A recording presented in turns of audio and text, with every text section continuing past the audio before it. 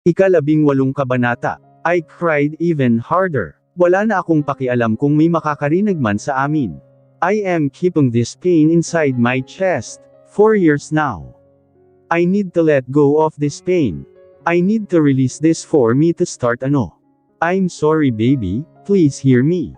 No, William, don't be sorry. What you did is painful but you opened my eyes. You opened my eyes into reality, that we can never be together. You hated my family for whatever reasons you have, and that is enough for me to stay away from you. I hate you. I hate you for making me fall for you. I hate you for insulting my parents. I cried miserably, my breathing is heavy. Sana hindi na lang kita nakilala. Sana hindi mo na lang ako nilapitan. Sana hindi mo ako ginulo, kung balak mo lang palang maghayganti. Sana hindi ako nasasaktan ng ganito. I was crying so hard, naramdaman ko ang panghihina ng tuhod ako. Napahawak ako sa berendilye kaya mabilis siyang tumayo, binuhat ako papasok sa silid. Maingat niya akong pinahiga sa kama. Namaluktot ako na parang bata saka doon ko binuhos lahat ng luha ko. Mahigpit siyang nakayakap sa akin. Dama ko rin ang panginginig ng katawan niya, ang pighil niyang paghikbi.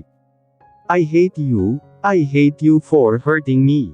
I hate myself more. I wish I hadn't met you too, para hindi kita nasaktan ng ganito.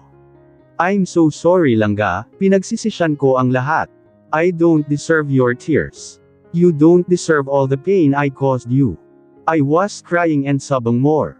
Our cries and sob filled the room. Ang sakit pakinggan ng mga iyak naming dalawa. Marahan niya akong pinaharap sa kanya. Maingat niyang pinahid ang mga luha sa pisngi ko, pero walang ampat ang pagtulo ng luha mula sa mga mata niya.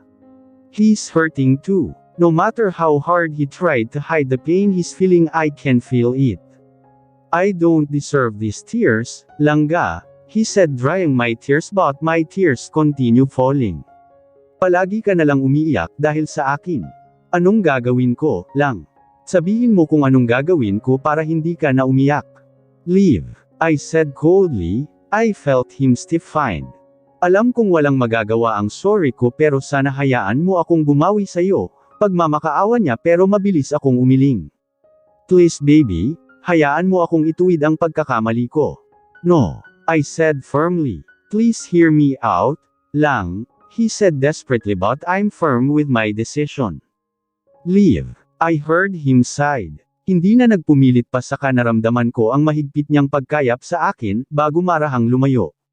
Inayos niya ang kumot sa katawan ko saka marahang hinaplos ang ulo ko bago tumayo. I'm sorry, Langga, he muttered.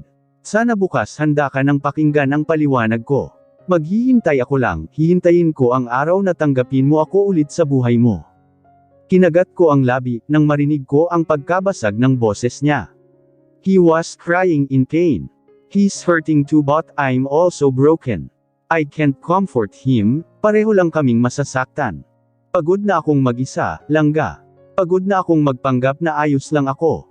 Ikaw na lang din ang meron ako. Sana mahanap mo sa puso ang kapatawaran para sa akin.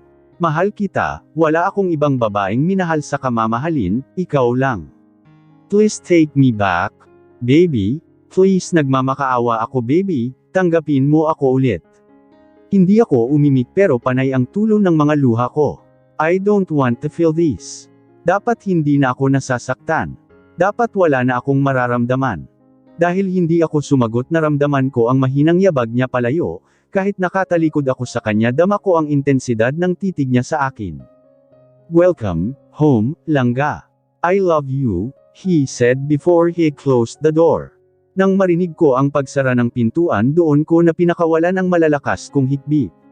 I was crying hard, feeling the pain. Bakit ba kasi ako nasasaktan?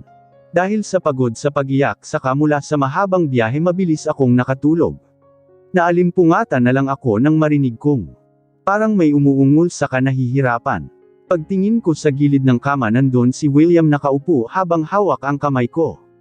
Nakapikit saka kunot na kunot ang noo. My heart tugged painfully looking him.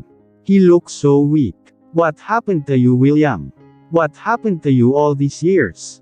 I was about to pull my hand when he suddenly said something. Mommy, Daddy, please sama ako. I froze when I heard his pleading voice. When I look at his face nakita ko ang luhang natuyo sa pisngi niya. Please don't leave me, Mom. I want to be with you. Sama ako, Mommy. Please sama ako, he whispered painfully. Parang nanuyo ang lalamunan ko. He's having nightmares. Mabilis akong umusad palapit sa kanya. Lalong kumunat ang noo niya saka mas malalim na ang kanyang paghinga. No, I want my mommy and daddy. Halos pabulong niya nang sabi, nakita kong parang naiyak na siya. Lumapit ako sa kanya saka marahan kong hinaplos ang balikat niya. William, kumunat ang noo niya pero nanatiling nakapikit. Niyakap niya ang kamay ko saka isiniksik ang mukha doon. Wag mo akong iwan, Mommy, I'll be good, promise. This time mas bumilis na ang paghinga niya na parang hinahabol. William, wake up. Please, Mom. Dad, don't leave. William, wake up. Nagpapanik na ako dahil nararamdaman kong humihigpit na ang hawak niya sa kamay ko. William, you're having nightmare. Gumising ka. Langga. I stilled when he quickly rose up and pulled me for a hug. Niyakap niya ako ng sobrang higpit sadya dama ko ang pagtaas-baba ng dibdib niya. He was hugging me tightly like his life depended on me. I'm scared. Please, Langga, don't leave me. His voice broke and then he started crying. I felt his body is shaking hanggang sa naramdaman kong nabasa na ang balikat ko ng mga luha niya. William is crying like a lost kid. Mahigpit ang pagkakayakap niya sa akin na ayaw bumitaw. Sa bawat haplos ko sa likod niya palakas ng palakas din ang mga hikbi niya. He didn't tell me anything about his parents, but hearing him cry like this I felt that he's crying something inside his chest. He's hiding some pain na ngayon niya lang nailabas.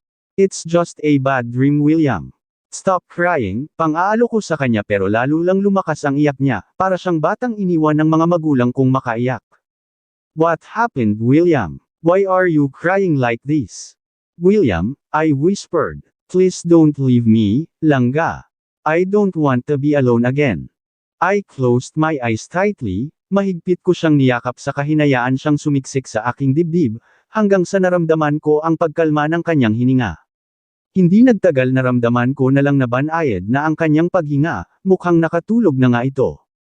Pagkatapos ng ilang minuto, sinubukan kong kalasin ang kamay niyang nakayakap sa akin, pero sa bawat subok ko, nagigising ito sa kalalo lang humihigpit ang yakap, lalong sinisiksik ang sarili niya na tila ba takot na humiwalay sa akin.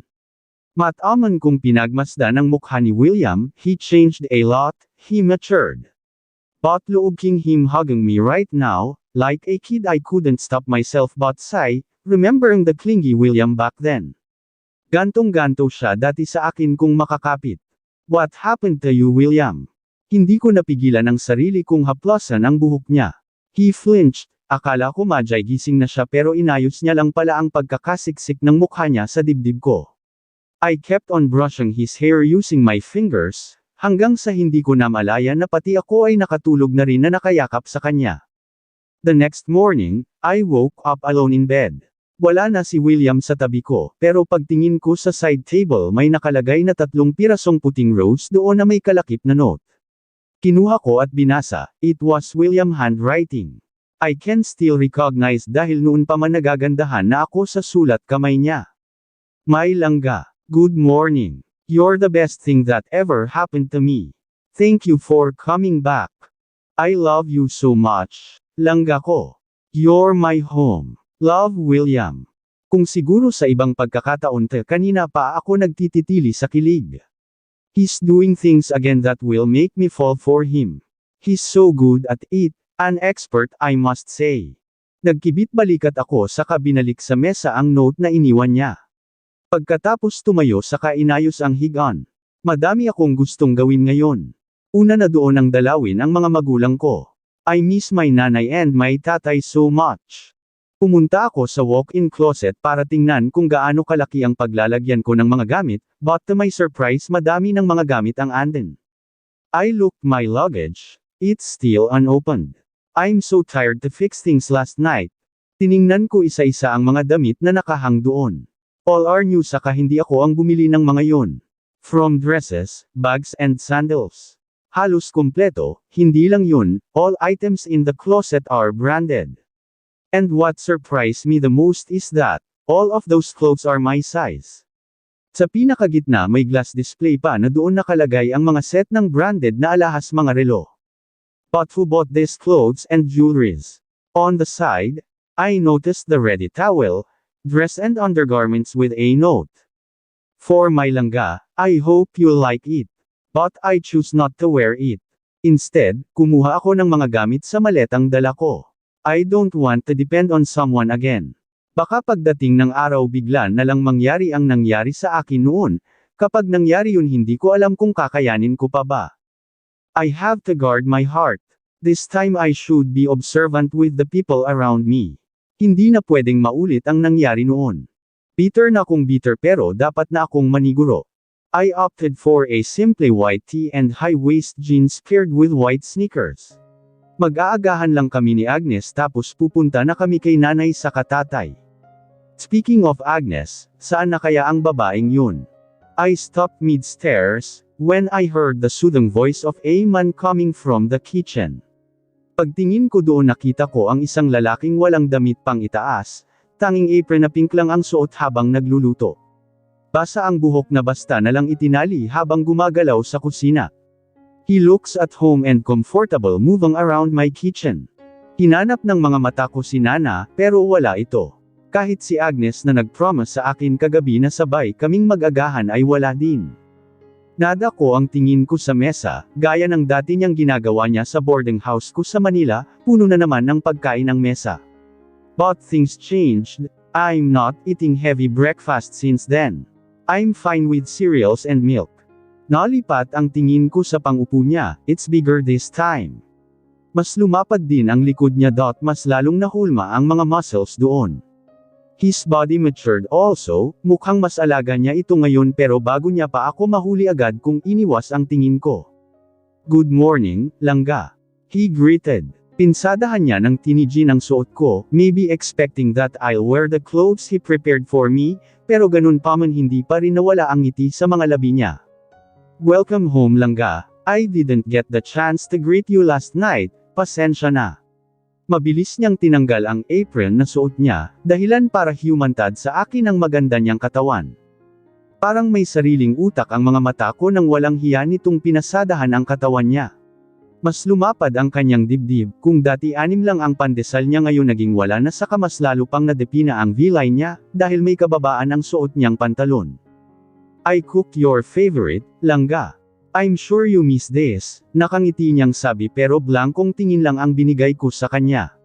Mabilis siyang nagbihis ng t-shirt saka nahihiyang ngumiti sa akin. Lumapit ito para alalayan akong umupo sa mesa, pero mabilis akong umiwas. Pumunta ako sa ref para tingnan kung may fresh milk ba doon sa cereal pero wala akong makita.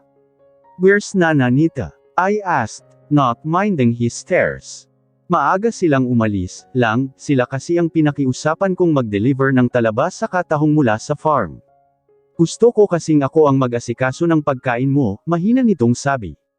Hindi ako sumagot, nagpatuloy ako sa paghahanap ng pwedeng kong kainin, pero wala akong mahanap sa mga stock na nasa cupboard, so may farm na din pala siya dito. Ang maliit kasi na farm ni tatay ng tahong sa katalaba noon ay napabayan ko na. But now that I'm here, baka muli ko itong buksan. May gusto ka bang kainin? Ayaw mo ba sa luto ko? I have to go, may pupuntahan pa ako, putol ko sa kanya. Nakita ko ang paglungkot ng mga mata niya.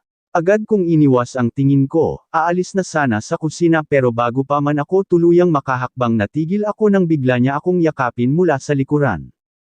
I stilled, hindi ko inaasahan na yakapin niya ako. Please, baby, kumain ka muna, he said in a pleading voice.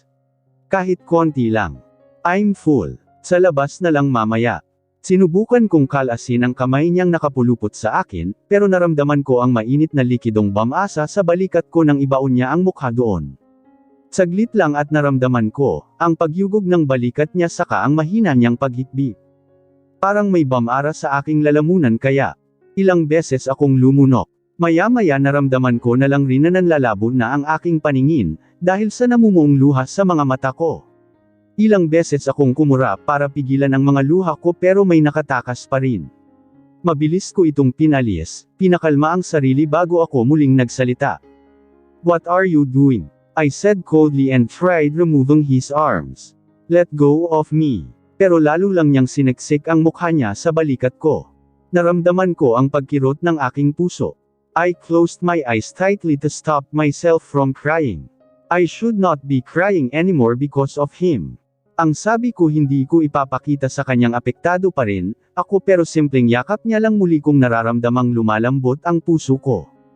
Pero hindi ito pwede. Hindi pwedeng maulit ang nangyari noon. Na pagkatapos niya akong paibigan ay basta na lang niya akong iniwan. "Bitawan mo ako," mariing sabi ko sa kanya pero mas humigpit ang pagkakayakap niya sa akin. I can feel that his body is tensed. Tila ba takot itong makawala ako sa kanya. "Ano ba, bitawan mo nga ako. Please don't leave me, Langga. Sama ako sa'yo, promise hindi ako manggugulo," he whispered begging. Mas nag-init ang pisngi ko dahil lalo niyang hinigpitan ang pagkakayakap ng kamay niya sa aking bewang. "Bitawan mo ako," mariing kong sabi sa kanya pero para itong bata, umiling at ayaw akong pakawalan. "I can't, ayokong mawala ka ulit. Baka iiwan mo ako ulit." Ayoko, mas yumogyag pa ang balikat niya saka mas lumakas ang mga hikbi niya. "What happened to him? He is not like this before." Bakit parang takot itong iwan, siya naman ang nagtulak sa aking lumayo sa kanya noon. "Walang tayo William, so don't act like I am important to you. Nakaya mo ngang mabuhay nang wala ako, ngayon pa ba? Baka nakalimutan mong ikaw ang nagtulak sa akin palayo sayo," I said clenching my teeth. Nagsisimula na namang bumangon ang galit ko sa kanya. "Please baby, hayaan mo akong bumawi," pakiusap niya. "Hayaan mong ituwid ko lahat ng pagkakamali ko. You're years late William. I'm okay with my life now," mariin kong sabi sa kanya. Hindi na ako ang dating Mara na kaya mong yutuan. I've learned my lesson. Pilit kong tinanggal ang kamay niya sa bewang ko pero biglang lumakas ang pag-iyak niya. "Bitawan mo ako, may pupuntahan pa ako," para na itong batang inagawa ng laruan sa lakas ng iyak niya. Ako ang nahihiya sa kalokohan ni Lagdameo, para itong bata kong makanggawa. Tumingin pa ako sa labas baka may makarinig sa kanyang umiiyak. Kahit naman galit ako sa kanya ayoko pa ding mapahiya siya. "Please baby, I'll behave. Sama mo lang ako, promise hindi kita guguluhin, basta sama ako sayo, please." Isang malakas na buntong hininga ang aking pinakawalan. I'm still tired and exhausted. Hindi pa ako nakabawi sa lakas ko. I'm still angry him but I will give myself a break. Ngayon lang pagbibigyan ko siya dahil alam kong mag-asawa din naman ito gaya ng dati. "Please Langga, sama ako," he asked desperately kaya wala na akong nagawa kundi ang pakalmayan siya. Marupok na ba ako? Sabi ko magmamatigas ako sa kanya pero, bakit heto simpleng pag-iyak-iyak niya lang lumala mabot na naman ako. Lintek naman kasi yung iyak niya parang batang iniwan. Nakakahiya sa mga kapitbahay. I took a deep breath and gently tapped his arm, para luwagan niya ang pagkakayakap niya sa akin. "Okay, ngayon lang," sabi ko. Dama ko pa ang pagkagulan niya. Ilang beses kong inulit ang pagtapik sa braso niyang nakapulupot sa akin, bago lumuwag ang pagkakayakap niya. Nakakahiya baka mamaya biglang may sumulpot sa harapan namin, iisipin pang pinaiyak ko ang kumag na to. Hindi nga ako nagkamali dahil saktong pagluwag ng yakap niya ay siya namang papasok ng 6 na kalalakihan mula sa sala. Nangunguna si Wilmore, sinundan ni Ethan, Simon, Gadon, Knight and Derek. Nagitla ako ng isa-isang pumasok ang mga ito with dance choreography like a butterfly. Nalowawak ang mga ngiti sa feel na feel pa ang sayaw nila with matching kanta. Pati si William ay nanigas din, hindi nakagalaw mula sa aking likuran. Paglingon ko sa kanya tulala saka punong-puno pa ng luha ang kanyang mga mata. Mabilis akong umikot saka pinaharap siya sa akin. Para mapunasan ang mukha niya. Lintek. Galit ako sa makong na to pero hindi ko rin kayang pagtawanan siya ng mga kaibigan niya. "Stop crying," mahina ngunit mariin kong sabi pero lalo lang itong lamabi, nang inagpa ang labi niya, muling nag-uunahan ang luha sa mga mata. "Stop crying. Your friends are here, they will make fun of you, Pinanlakihan ko siya ng mata para tumigil sa kakaiyak niya, pero lalo pang nagdrama ang gago. Lumakas pa ang hikbi nito na parang bata. Hoy gago, umiiyak si Lagdameo. Na video mo ba? Videohan mo bilis. E-leave mo para makita ng iba, bilis. I think it was Wilmore, Ethan and Simone. Para silang mga batang nagtutulakan. Stop crying I said. Sabi ko sabay punat sa luha niya, iiyak ka ba o iiwan kita?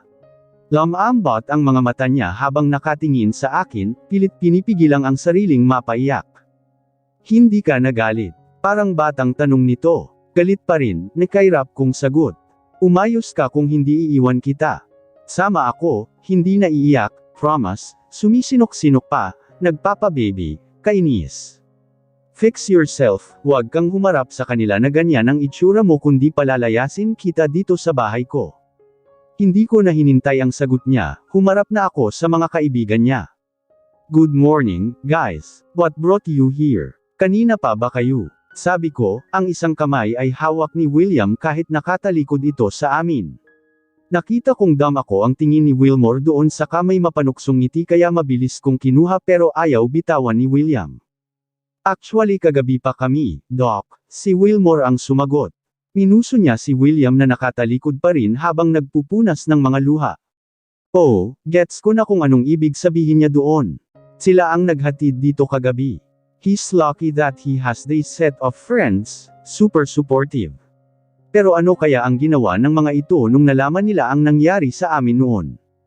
Crying. Wilmore mouth umakto pa itong umiiyak kaya binatukan siya ni Simone. Tumango ako sa kangumiti sa kanila. Base sa mga ayos nila, mukhang dito nga sila natulog, sa bagay malaki naman itong bahay saka, may bakante naman akong silid para sa mga bisita.